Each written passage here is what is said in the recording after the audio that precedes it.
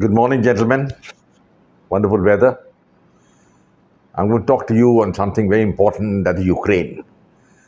I haven't made a video for almost a week on Ukraine, and I like to tell friends what is really happening in that part of the world.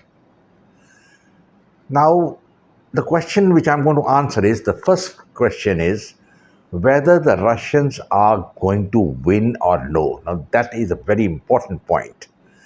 The battle commenced when Putin took that vital decision that he would not allow Ukraine to become a member of NATO or the EU and be an essentialist threat to Russia. He treated it as a limited military engagement, which was its policy, and the net result was the Russians didn't achieve the success they expected. Now the battle has gone on for more than a year, and it seems like the time has passed so fast, we don't know what's happening. But a lot has happened since then, and now a few things have come to the fore.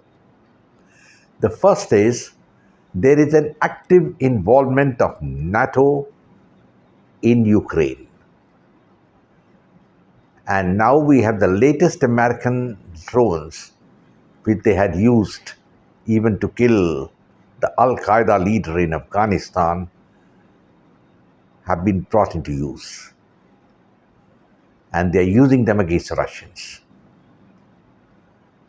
Secondly, Putin has woken up very late to the possibilities in Ukraine of victory, and victory in fact has eluded him. He's not been able to win.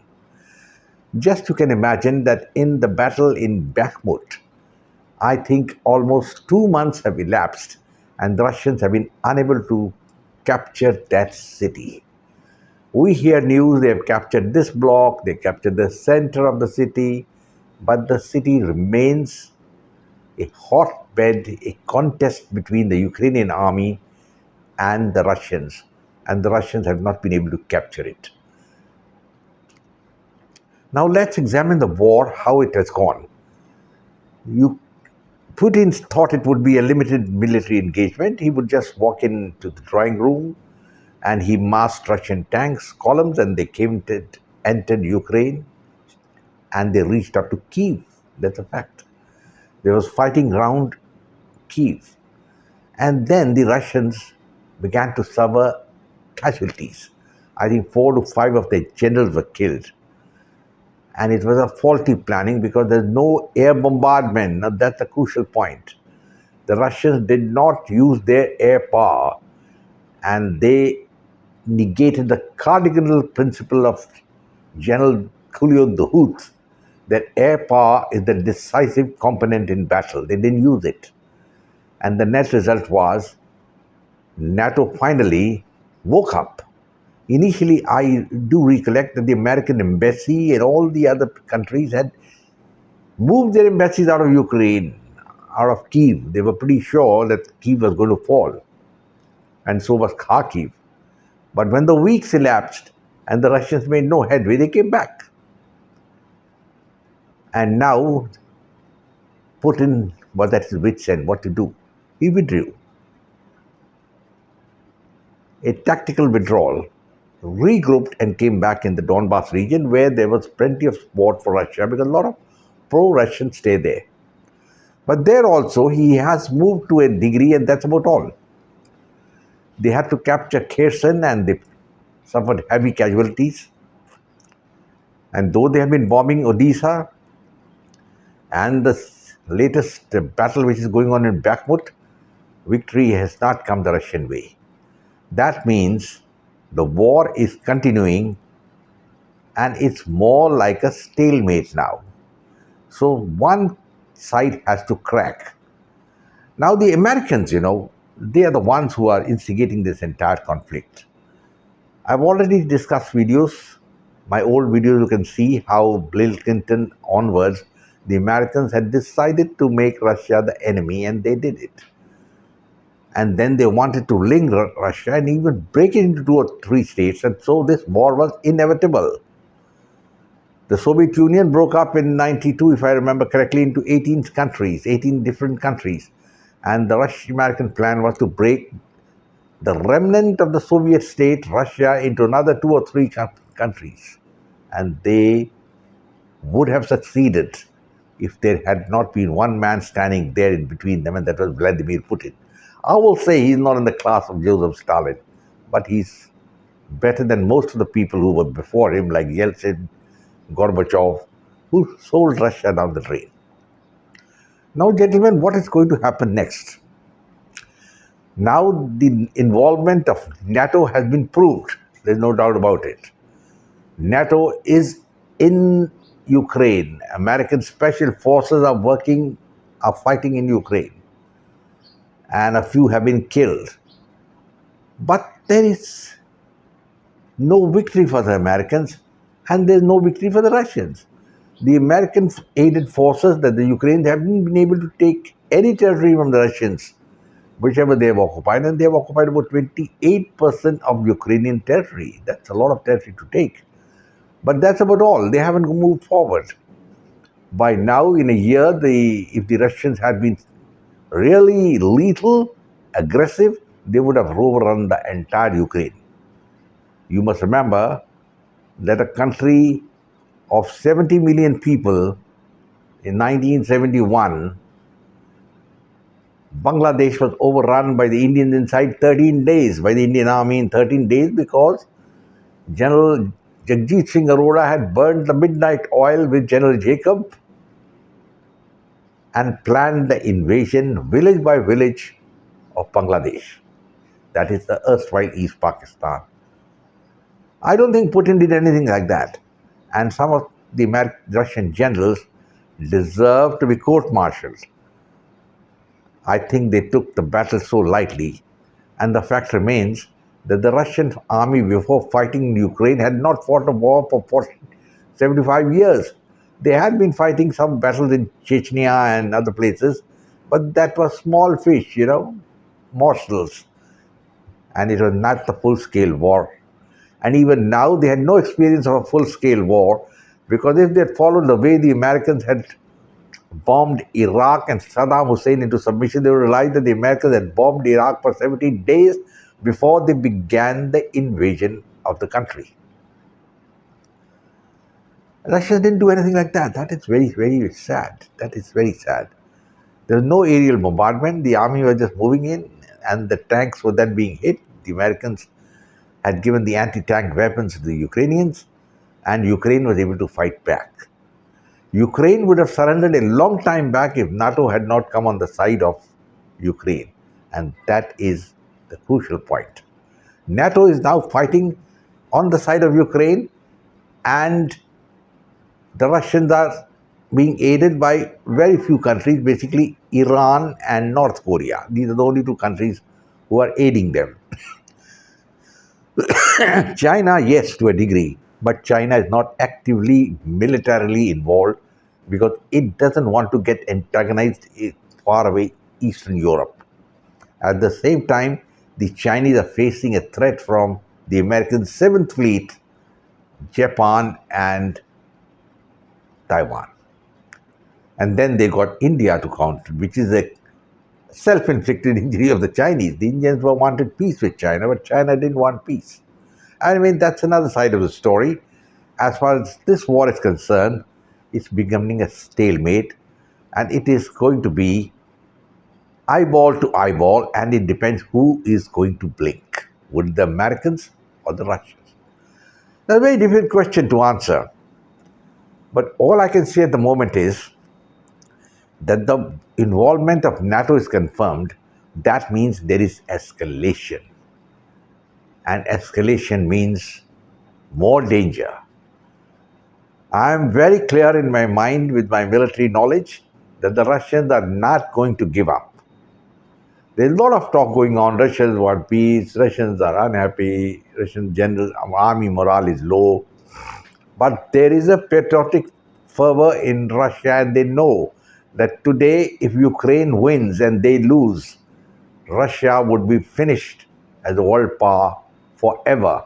And there's no guarantee that Small portions of Russia, like Chechnya and other countries, may not break away, and Russia will become puny Russia, a small Russia. And the American plan would have succeeded. But the Americans, unfortunately, have got themselves embroiled in Ukraine. That is a fact. And that means they are looking for victory. But the chief of the American General Staff in a press conference had clearly said that there's no way the Russian army can be thrown out of Ukraine. But somebody has to blink. And there is escalation, as I've seen that the drones have been handed over by the Americans to the Ukrainians. And that means the war is entering another phase. Another phase. And that phase is very dangerous. If the Russians are not able to win now, I don't think they can win at all. That is a fact. Just having taken 30% of the territory and having a stalemate is not something that is going to satisfy the Russian ego or the world. And the world will then come to the conclusion that Russia cannot deliver the goods. That is the point to be noted. Gentlemen, the war is in a very interesting stage, and there is escalation. And escalation means the beginning of the Third World War. Mark my words. The first two world wars took place in Europe. It was the epicenter. And now the Third World War is also going to take place, and it is going to be Armageddon. And I'm afraid there's nothing like good and bad. All I will say is it means the destruction of European civilization. America may survive, yes, because it's very big. But the small countries of Europe, and some of them are realizing, like Hungary and Italy, that they are playing with fire, and the ancient civilization which they had for 2000 years is going to just vanish. I'm pretty sure in my mind that the war is now moving inexorably forward to a final denouement. And what is that? A nuclear strike which is going to take place. Until or unless the Russian demand is conceded, which the Americans are not going to do. Even Macron has gone on record and said that Russia should not be allowed to win in Ukraine. Why? What has Macron got to do with all this? France has it as a spent power. They are facing tremendous economic problems. Look at the problems Britain is facing, and yet, like the dying dragon, like the man breathing their last in the oxygen tent, these countries are trying to push Ukraine forward. They feel it is their agenda to destroy Russia, and they will be able to survive. It's not going to happen that way, gentlemen. It's not going to happen that way at all. There were similar miscalculations in the first two world wars, and yet it took place. The Allies won the Second World War on the back of the Russian army. But the same Russian army is not in existence now. Let's be very frank about it. It's not battle hardened, and I think the motivation also is lacking.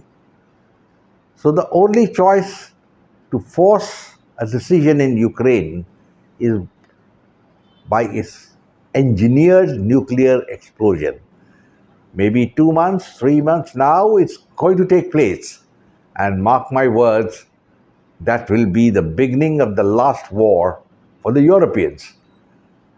I feel sad for the Europeans, the small countries, Belgium, and all these countries, Latvia, Finland. Look at Finland. I don't know how these countries are not aware that all they require is just 2 or 3 nuclear bombs, and their country will be finished. Some of the countries are so small, they are just equivalent to a few districts of a big country like India or China. I don't think this realization has gone into their brain. And that is why they are fueling the conflict in Ukraine. They must stop it to survive. But as We read in the North myths that those whom the gods wish to destroy, they make them mad, and so they have become mad. They do not realize the danger they're playing. They think they're going to win Russia, they're going to break Russia. It's not going to happen that way. The Russians are resilient. They haven't won. Yes, I will concede they haven't won, but they have the upper hand. They have, after all, captured about 28% of the Ukrainian territory. And though they did a cardinal blunder in the first 6 months of battle when they could have easily subdued Ukraine, they failed because they never used their air power. And now they're using it. It's a little too late because the Ukrainians have got anti-tank defenses, anti-aircraft defenses, sophisticated ones like the HIMARS being given by the United States. And now the drones have come in from American drones, the Switchblade drones. Gentlemen, the war is escalating, and I hope nuclear war doesn't take place. But I'm afraid that's precisely what's going to happen. And just mark my words, we are heading towards the destruction of Western civilization. I hope it doesn't happen. I will say goodbye now, gentlemen. Jai Hind. Glory to India. God bless you all. In the meantime, please subscribe to my channel, share it with your friends, come back and for more. Goodbye, take care,